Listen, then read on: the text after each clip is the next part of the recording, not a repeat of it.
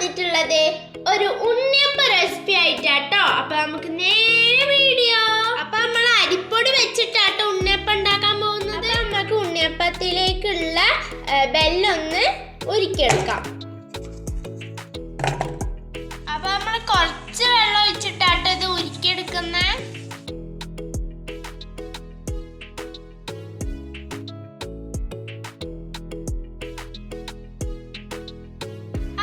അരിപ്പൊടി മിക്സിന്റെ ജാറിലേക്ക് ഇട്ട് കൊടുക്കാം. അപ്പൊ നമ്മൾ ഇനി ഇതിലേക്ക് നമ്മൾ ഉരുക്കി വെച്ച വെള്ളം ചൂടോടെ ഒഴിച്ചു കൊടുക്കാട്ടോ.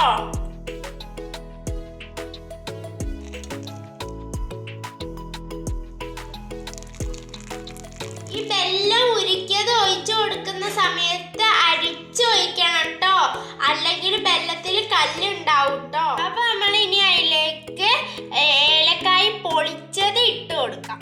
അപ്പൊ നമ്മൾ ഇതുപോലെ പൊളിച്ചിട്ടാട്ടോ ഇട്ട് കൊടുക്കേണ്ടത്.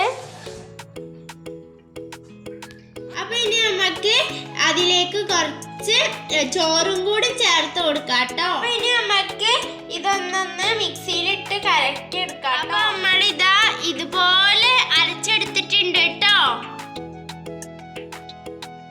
അപ്പൊ ഇനി നമുക്ക് അതിലേക്കുള്ള കുറച്ച് തേങ്ങാക്കൊത്ത് ഒന്ന് വറുത്തെടുക്കാം. നമുക്ക് അതിലേക്ക് കുറച്ച് നെയ്യ് ഒഴിച്ച് അതിലേക്ക് തേങ്ങ ഇട്ട് കൊടുക്കാം. നമുക്ക് നന്നായി ഒന്ന് മിക്സ് ചെയ്ത് കൊടുക്കാം കേട്ടോ. നമുക്ക് ഇതൊന്ന് നന്നായിട്ടൊന്ന് വറുത്തെടുക്കാം കേട്ടോ.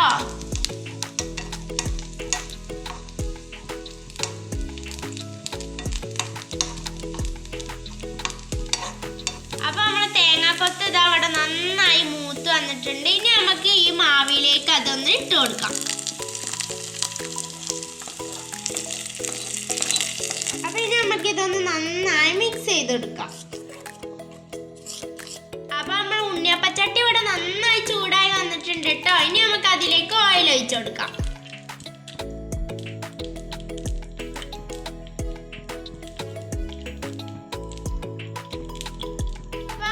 നന്നായി ചൂടായി വന്നിട്ടുണ്ട്. ഇനി നമുക്ക് അതിലേക്ക് ഉണ്ണിയപ്പത്തിന്റെ മാവ് ഒഴിച്ചു കൊടുക്കാം.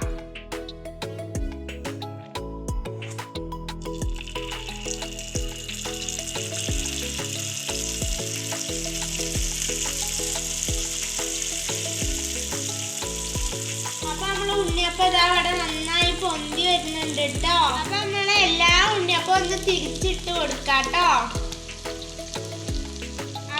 ഉണ്ണിയപ്പം അവിടെ റെഡി ആയിട്ടുണ്ട്. ഇനി നമുക്ക് അതൊന്ന് ഒരു പാത്രത്തിലേക്ക് മാറ്റാട്ടോ. അപ്പൊ നമ്മൾ ഉണ്ണിയപ്പം അത് അവിടെ എല്ലാം കോരി എടുത്തിട്ടുണ്ട്. ഇനി നമുക്ക് എല്ലാ ഉണ്ണിയപ്പവും ചുട്ടെടുക്കാട്ടോ. അപ്പൊ നമ്മളെ ഉണ്ണിയപ്പം അവിടെ റെഡി ആയിട്ടുണ്ട് കേട്ടോ. അടിപൊളി ടേസ്റ്റ് ആട്ടോ. അപ്പൊ എല്ലാവരും ഒന്ന് ട്രൈ ചെയ്ത് നോക്കണേ. അപ്പൊ നമുക്ക് ഒരു ഉണ്ണിയപ്പം ഒന്ന് മുറിച്ച് നോക്കി നോക്കാട്ടോ.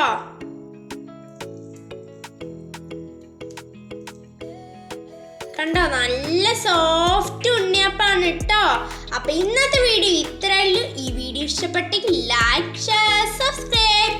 അടുത്ത അടിപൊളി വീഡിയോ കാണുന്നവരെ ഇസ്മി ചക്രാമിള്ള ബൈ ബൈ.